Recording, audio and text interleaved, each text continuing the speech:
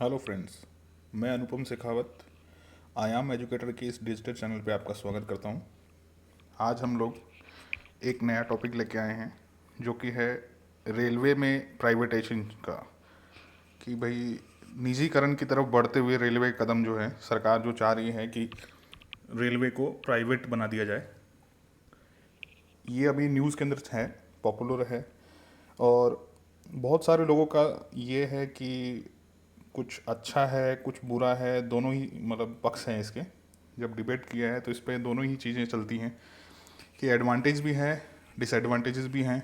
जब कोई गवर्नमेंट संस्था काम करती है और एक प्राइवेट संस्था काम करती है तो दोनों के बीच में फ़र्क दिखता है।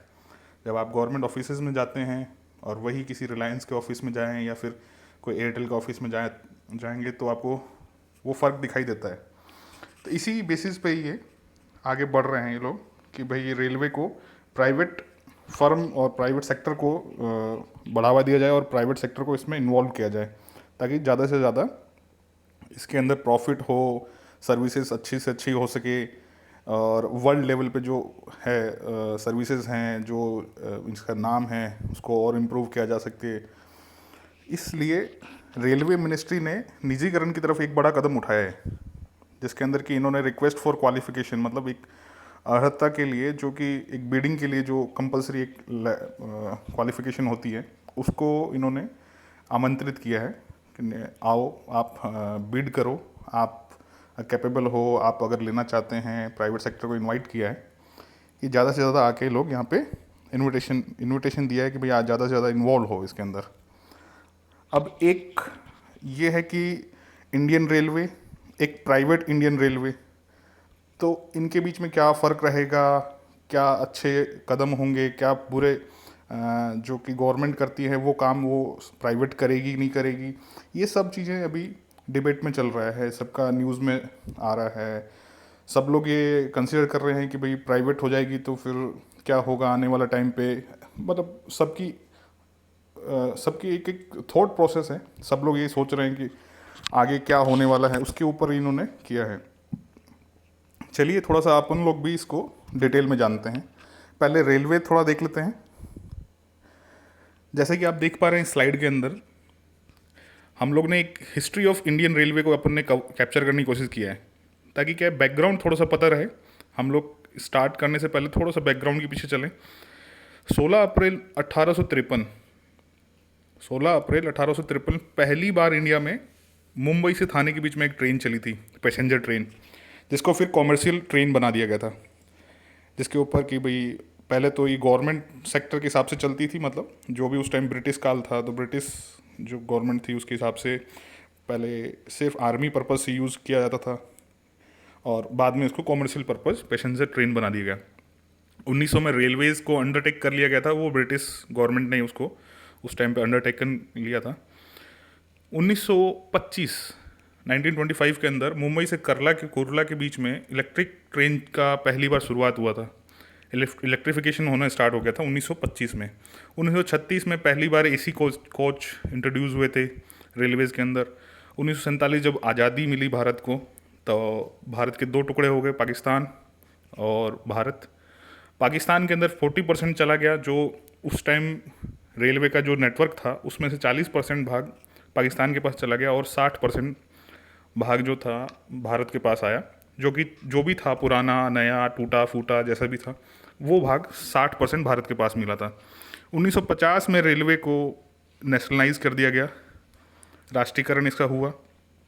1952 में जब वर्किंग में था तो 6 जोन के साथ ये वर्किंग में था, और अभी 18 जोन के नियर बाई 18 जोन हैं इसके, जो वर्किंग एरियाज़ हैं उस हिसाब से 18 जोनों में डिवाइड किया गया है इसको। 1974 में एक बहुत बेकार दिन मैं इनके लिए बोल सकते हो, ब्लैक डे बोल सकते हैं रेलवेज़ के लिए, जो कि एक 20 दिन की एक स्ट्राइक हुई। इस रेलवे के इतिहास में सबसे बड़ी स्ट्राइक है वो, आज तक की स्ट्राइकें हुई हैं और भी, बट 20 दिन तक रेलवे बंद रहा हो या कोई भी वर्किंग में न रहा हो, सबसे बड़ा एक मैसिव स्ट्राइक थी ये। 2004 में आपने देखा होगा, 2004 में रिजर्वेशन, जो इंटरनेट के थ्रू जो रिजर्वेशन देख रहे हैं वो 2004 से स्टार्ट हुआ है। और 139 टोल फ्री नंबर है जिस पे आप इंक्वायरी कर सकते हैं रेल का, ट्रेन का टाइम रेलवे के बारे में जो भी इंक्वायरी चाहिए होती है वो 139 पे कॉल करके अपन पता कर सकते हैं। वो 2007 में स्टार्ट हुआ था पहली बार। ये तो हो गया रेलवेज़ का थोड़ा सा बैकग्राउंड, हिस्ट्री बोल सकते हैं। अब आगे चलने थोड़ा सा रेलवे का, अगर अपन रेलवे की बात करें तो रेलवे के बारे में थोड़ा सा तारीफ भी करते हुए कि क्या है, इतना बड़ा मतलब इशू क्यों हो रहा है। इंडियन रेलवे के बारे में जान ले थोड़ा सा तो ज़्यादा बेटर होगा। 13,000 रनिंग ट्रेन है अभी। 13,000 रनिंग ट्रेन ओवरऑल, मतलब जो पूरा भारत है उसमें चलती हुई ट्रेनें जो है भारत इंडियन रेलवे की 13,000 है करीब करीब। 1.3 मिलियन एम्प्लॉयज़ है इसके। 2.5 करोड़ लोग डेली पैसेंजर है इसके, जो ट्रेवलिंग करते हैं डेली के डेली, जो ट्रैवल करने वाले लोग हैं वो 2.5 करोड़ के नियर बाई हैं। Fourth largest network in world level, fourth number पे आता है। अगर वर्ल्ड की लेवल पे बात करें तो इसका नेटवर्क फोर्थ नंबर पे, पहला यूएसए है अमेरिका, दूसरा रसिया, तीसरा चाइना और चौथा भारत। वर्ल्ड का चिपेस्ट नेटवर्क के अंदर इसका गिनती होता है। सबसे सस्ता नेटवर्क है ये भारत का। आप देखते ही होंगे कि इतना ट्रैवलिंग करते हैं हम लोग सब, लेकिन सबसे सस्ता साधन अगर किसी को ढूंढना होता है तो रेलवे से ही जाता है। हाँ, कुछ चीज़ें इसके साथ जुड़ी हुई हैं, जो कि ये है कि रेलवे को जब अपन देखते हैं तो रेलवे के अंदर फैसिलिटीज़ की कमी है, साफ़ सफाई की कमी है, सैनिटाइजेशन की कमी है, लेत लतीफ़ी है, मतलब पंचुअल नहीं है, टाइम पे नहीं आती हैं, जाती टाइम पे नहीं है। वो एक थोड़ा सा इशू रहता है इसके अंदर। नेक्स्ट अपन देखते हैं ये न्यूज़ में क्यों रहा है, ऐसा क्या रहा जिसकी वजह से न्यूज़ में आया। रेलवे प्राइवेटाइजेशन जो हुआ है, ये हो रहा है या प्रोसेस में है, इसका क्या न्यूज़ रहा होगा, क्या बैकग्राउंड रहा होगा न्यूज़ के अंदर, उसको हम लोग थोड़ा सा जान लेते हैं। एक एक्सपेरिमेंट के तौर पे तेजस एक्सप्रेस, जो कि लखनऊ और दिल्ली के बीच में चलती थी, दिल्ली से लखनऊ के बीच में, उसको पीपीपी मॉडल, मतलब पब्लिक प्राइवेट पार्टनरशिप के ऊपर स्टार्ट किया गया था, दिल्ली से लखनऊ। उसके बाद उसके मतलब आफ्टर मतलब प्राइवेटाइजेशन ऑफ तेजस, ये गवर्नमेंट ने एक मतलब रास्ता निकाला, एक प्रोटोटाइप था ये एक तरह से ट्रेन। इसको जब एक्सपेरिमेंट सक्सेसफुल रहा तो उसके बाद से गवर्नमेंट ने एक कदम उठाया कि रेलवे के अंदर प्राइवेट पार्ट को बढ़ाने की, कि भाई आप इन्वेस्टमेंट को बढ़ाने के लिए गवर्नमेंट ने इसमें आगे बढ़ा। हाँ, तेजस के बारे में थोड़ा सा जान लेते हैं। तेजस के बारे में क्या है कि सबसे पहले तो पीपीपी मॉडल पे काम करती थी, अक्टूबर 2019 में स्टार्ट की गई थी। और गवर्नमेंट का मोटिव यही था कि अगर तेजस का एक्सपेरिमेंट पास होता है, सक्सेसफुल रहता है, तो उसके बाद प्राइवेटाइजेशन जो होने वाला है, निजीकरण जो करने वाले हैं रेलवे में, इसके कदम को और तेज़ी से बढ़ाया जाएगा। इसके साथ साथ कुछ कमिटीज़ भी बनी, जिसमें से एक विवेक देवराय समिति की कमेटी, मतलब वो थी, उनकी भी 2014 में उन्होंने बनाई गई, 2015 में उन्होंने रिपोर्ट दी। वो कुछ चीज़ें और हैं, वो आगे अपन जानेंगे। तेजस की फैसिलिटीज़ क्या थी जो कि इतना अट्रैक्टिव रहा है ये, इसमें क्या था, दो पार्टनर थे, पब्लिक और प्राइवेट, मतलब सरकार भी था और प्राइवेट भी थे, दोनों ने इसको कंट्रोल किया था। सबसे खास बात इसमें प्रॉपर सर्विसेज थी, सैनिटाइजेशन था, जिस चीज़ की हम लोग कमी खलती है रेलवेज़ में वो चीज़ें इसमें थी, सर्विसेज दी इन्होंने प्राइवेट पोर्शन के हिसाब से। अगर ये लेट हो जाती है ट्रेन तो रिफ़ंड भी था, कि जो भी पैसेंजर बैठे हुए हैं उनको रिफ़ंड मिलेगा। अगर 1 घंटा लेट तो 100 रुपये मिलते वापस रिटर्न, और अगर 2 घंटा लेट हो जाती थी तो 250 रुपये रिटर्न मिलते थे। आपने जो पे किया है उसमें से 250 रुपये आपके अकाउंट में वापस आ जाते थे। इसके साथ साथ दो तरह के इनके उन्होंने इंश्योरेंस भी करवाए थे। एक तो ट्रैवल इंश्योरेंस, जो पैसेंजर है उसका ट्रैवल इंश्योरेंस था, जिसके अंदर 25 लाख रुपए इन्होंने कवरेज दिया। और एक बगेज का अगर चोरी हो जाता है, लगेज और बगेज, उनका थेफ्ट इंश्योरेंस था, 1 लाख रुपए तक का इन्होंने मतलब इसके प्रपोजल में था। और इसके बाद ही, क्योंकि इतनी फैसिलिटी देने के बाद भी अगर तेजस प्रॉफिटेबल वेंचर रहा है, तो गवर्नमेंट ने सोचा कि भाई ये एक्सपेरिमेंट प्रोटोटाइप जो था ये सक्सेसफुल रहा है, तो इसके बाद हम लोग आगे कदम उठा सकते हैं, कदम उठाया जा सकता है कि भाई गवर्नमेंट को अपने पोर्शन जो गवर्नमेंट का जो रेलवे के अंदर है उसको कम करते हुए प्राइवेट पोर्शन को, सेक्टर के इन्वेस्ट को बढ़ाया जाए, इन्वेस्टमेंट को। अब गवर्नमेंट क्या कर रही है प्राइवेटाइजेशन को बढ़ाने के लिए, इन्होंने एक रिक्वेस्ट फॉर्म डाला है, रिक्वेस्ट फॉर क्वालिफिकेशन, मतलब सबको इन्होंने आमंत्रित किया है, रिक्वेस्ट डाली है, जितने भी लोग कैपेबल हैं, जैसे टाटा, बिरला, रिलायंस, जितने भी आप बड़े ग्रुप देख सकते, अदानी, इन सभी को इन्होंने रिक्वेस्ट किया है कि भाई आप लोग सब जो भी पोर्शन आप डाल सकते हैं, जिस भी एरिया में आप चाहते हैं उसके हिसाब से आप रिक्वेस्ट फॉर्म डालें। REQ बोला इन्होंने।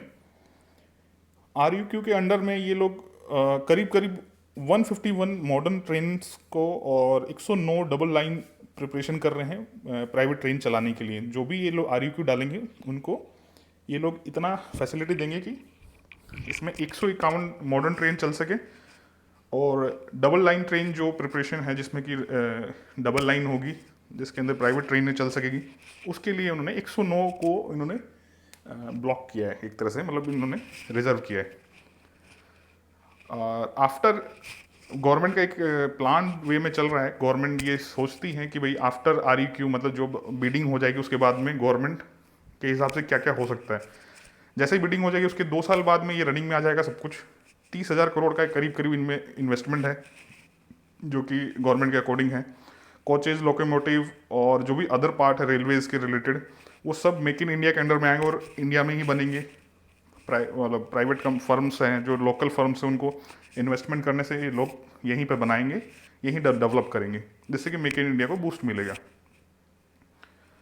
नेक्स्ट है 5 से 10 साल के अंदर जो सबसे बड़ा इशू रहता है कि ट्रेन्स की स्पीड है बहुत स्लो रहती है, स्लो डाउन रहती है, बहुत धीरे धीरे पहुंचती है, या फिर किसी भी ट्रैक पे बहुत रेयर ही कोई ट्रेन है जो बहुत स्पीड में चलती होंगी, बाकी सब ट्रेनों की स्पीड बहुत कम है। 5-10 सालों में ये इनका प्लानिंग ये है कि इनकी जो स्पीड लेवल है, स्पीड का जो लिमिट है, इसको 160 किलोमीटर पर आवर की स्पीड के आसपास पहुंचाने का इनका प्लानिंग है। अगर ये हुआ सक्सेसफुल तो इसमें करीब करीब ये स्पीड तक आपको मिल जाएगी। और इसमें ट्रैवलिंग करने वाले जो लोग हैं उनके फैसिलिटीज़ इंक्रीज होगी। करीब करीब 6,000 ट्रेनों की अभी भी कमी है भारत में, वो 6,000 ही ट्रेनें करीब करीब ये लोग प्राइवेट जब सेक्टर आ जाएगा तो प्राइवेट सेक्टर से इनको भरपाई हो जाएगी। ये इनकी मतलब आगे की सोच है कि भाई ऐसा हो सकता है।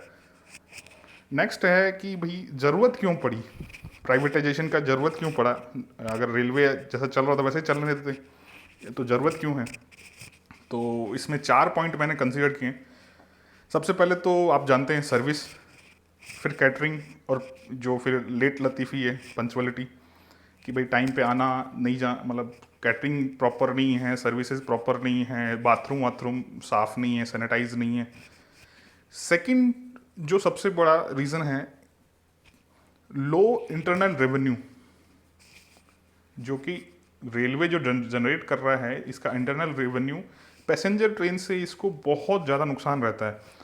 आप देखेंगे कि लोडिंग जो भी करके जाती है मालगाड़ी जिसको बोलते हैं, उन गाड़ियों से तो इनको बहुत प्रॉफिटेबल वेंचर है वो, बट उससे जो प्रॉफिट निकलता है वो सब भरपाई हो जाती है पैसेंजर ट्रेनों में। तो पैसेंजर ट्रेन्स जो नुकसान में रहती है उसकी भरपाई वहाँ से होती है, और अल्टीमेटली नुकसान में ही रहता है रेलवे। तो इसके वजह से भी एक सोच है गवर्नमेंट की। और रेलवेज़ क्या है, अब टाइम बाय टाइम अब बढ़ते जा रहे हैं, एक्सीडेंट्स बहुत होते जा रहे हैं, मतलब नेग्लिजेंस बहुत ज़्यादा है, या फिर लोड बहुत ज़्यादा है, या फिर बोल सकते हैं इंफ्रास्ट्रक्चर की भी बहुत कमी है, या फिर सब चीज़ें ही एक साथ मिलाएं तो रेलवेज़ में बहुत सारी कमियां हैं एक्चुअली देखा जाए तो।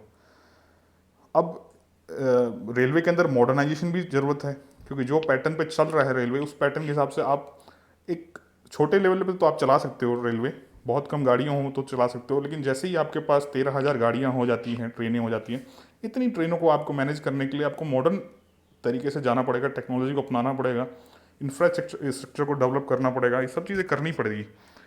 इसी के लिए गवर्नमेंट ने इसको प्राइवेटाइज करने का प्लानिंग किया है। नेक्स्ट अपन जो विवेक देवराय समिति की जो बात कर रहे थे गवर्नमेंट ने, इन्होंने 2014 में गवर्नमेंट ने एक कमेटी बनाई, विवेक देवराय कमेटी। इन्होंने 5 रिकमेंडेशन दिए, लगभग 5 दिए। इस पांचों को इन्होंने कंसीडर करते हुए इन्होंने 2015 में गवर्नमेंट को इन्होंने अपनी रिपोर्ट दे दी थी।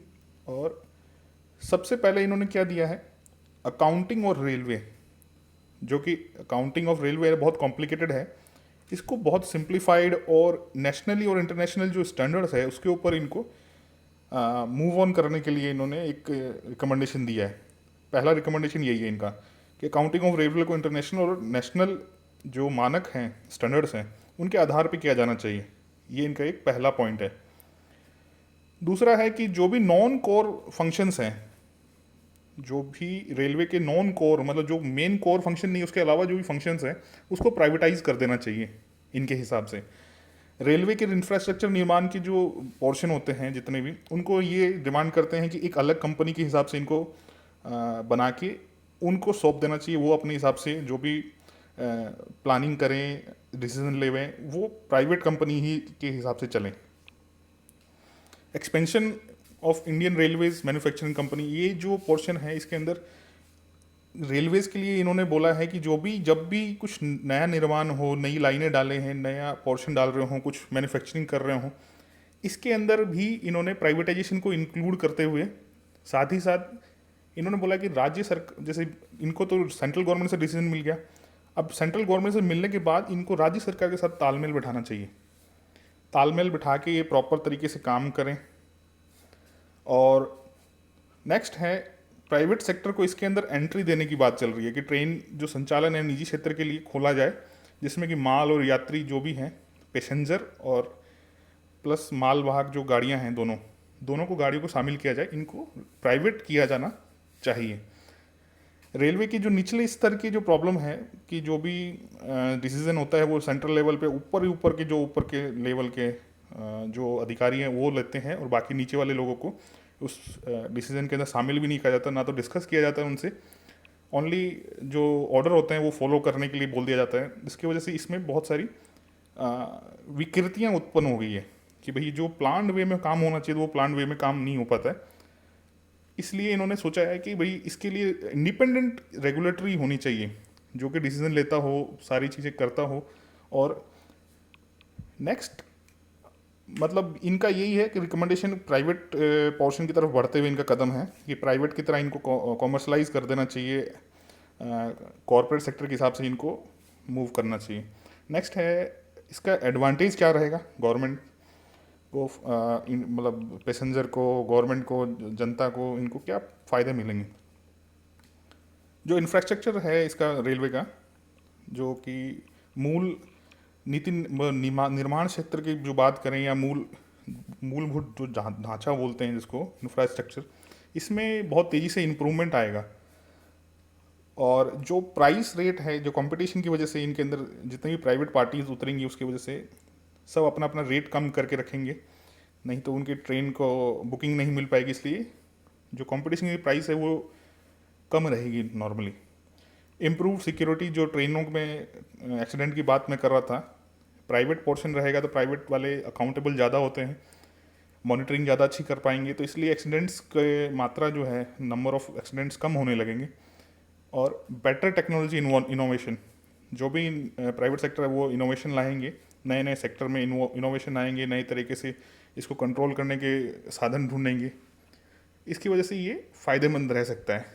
इसके साथ साथ हम लोग को दूसरा एक पोर्शन देखना पड़ेगा कि रेलवेज़ का डिसएडवांटेजेस क्या है। रेलवेज़ के अंदर अगर ये प्राइवेटाइजेशन आता है तो डिसएडवांटेजेस क्या हो सकते हैं।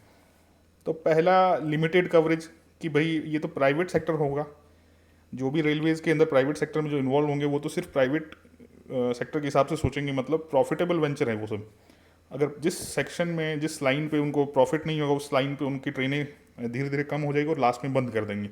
इस वजह से रूट बंद होने की संभावना रहेगी, लिमिटेड कवरेज हो जाएंगी। गवर्नमेंट सेक्टर तो हर जगह अपनी ट्रेन को बढ़ाते हैं, चलाते हैं, चाहे वो फ़ायदा हो चाहे नुकसान हो, लेकिन प्राइवेट तो नहीं करेंगे ऐसा। नेक्स्ट है लेसर इंक्लूसिव। क्या होगा कि प्राइवेट सेक्टर की ट्रेनें हैं, इसमें प्राइस अगर जिसको लास्ट मोमेंट में अगर टिकट करानी होगी तो प्राइस ज़्यादा होगी, इसकी सुविधाएं जिसको ज़्यादा चाहिए होंगी उसकी प्राइस ज़्यादा होंगी। अगर आपको AC, 3AC, 2AC, first AC में जाना होगा तो उसकी बहुत ज़्यादा प्राइस होगी। तो इससे क्या होगा कि एक खाई खुद जाएगी, जिसको बोल सकते हैं हम लोग कि भाई जो लो इनकम ग्रुप वाला लोग हैं वो उसको परचेज नहीं कर पाएंगे, जिसकी वजह से वो ये थोड़ा सा इंक्लूसिव नहीं होगा। issue of accountability. The whole railway system cannot be handled by the single party. जो ये जितना बड़ा नेटवर्क है, जितना बड़ा फोर्थ लार्जेस्ट नेटवर्क है वर्ल्ड में, तो ये एक पार्टी से तो संभाला नहीं जा सकता. बट अगर ये अपन 4-5 पार्टी को देते हैं या फिर इससे ज़्यादा को पार्टी को देते हैं, तो ये इतने दूर दूर नेटवर्क होगा. कोई साउथ में होगा, कोई नॉर्थ में होगा, कोई नॉर्थ ईस्ट में होगा. इनके बीच में कोऑर्डिनेशन की प्रॉब्लम आ सकती है. ये एक बड़ा इशू रहेगा अकाउंटेबिलिटी का, क्योंकि वो बोलेंगे मेरा पोर्शन नहीं है, मेरा मतलब एरिया नहीं है, तो उस हिसाब से. और फोर्थ पॉइंट ये बोल सकते हैं कि इम्पैक्ट होगा इकोनॉमी पे. क्यों? क्योंकि सबसे सस्ता माल वाहक या फिर पैसेंजर के हिसाब से भी देखें तो सबसे सस्ता साधन ट्रांसपोर्टेशन के हिसाब से, एग्रीकल्चर और इंडस्ट्री दोनों के हिसाब से, ये रेलवे रहता है.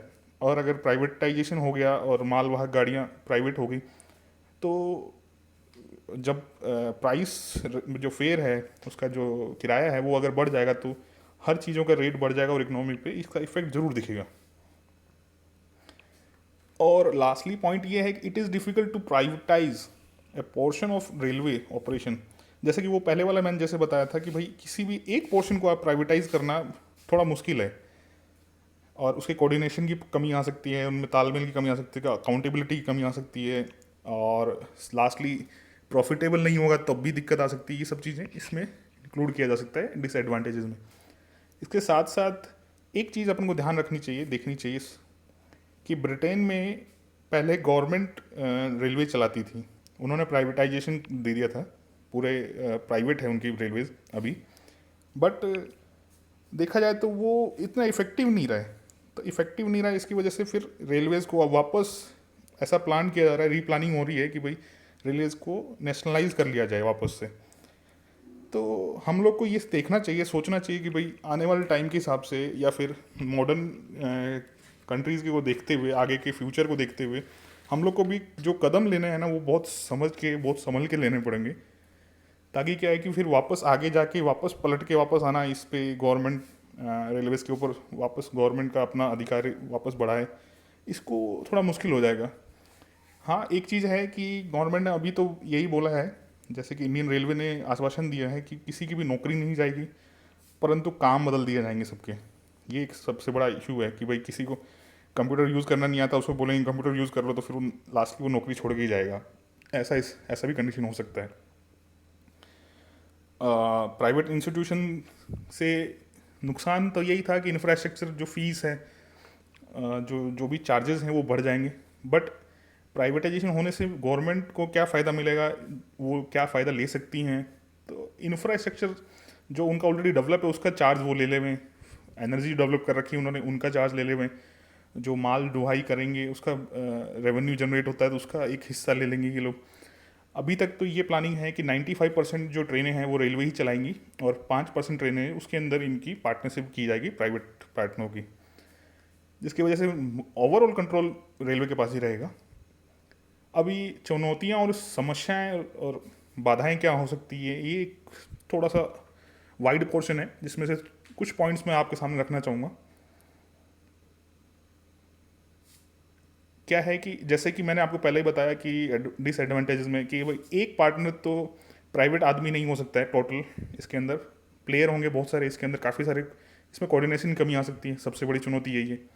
बड़ी आबादी के हिसाब से इसमें असमानताएं हो जाएंगी कि गरीब और अमीर, जिसके पास पैसा होगा वो प्राइवेट में चला जाएगा, गरीब होगा वो लोकल में भी जाएगा और ट्रेन जनरल सर्विसेज लेके जनरल डब्बे में भी जाएगा. इसकी वजह से क्या है कि असमानता पैदा हो जाएगी, और गरीब और अमीर के बीच में जो गैप है वो और बढ़ता जाएगा.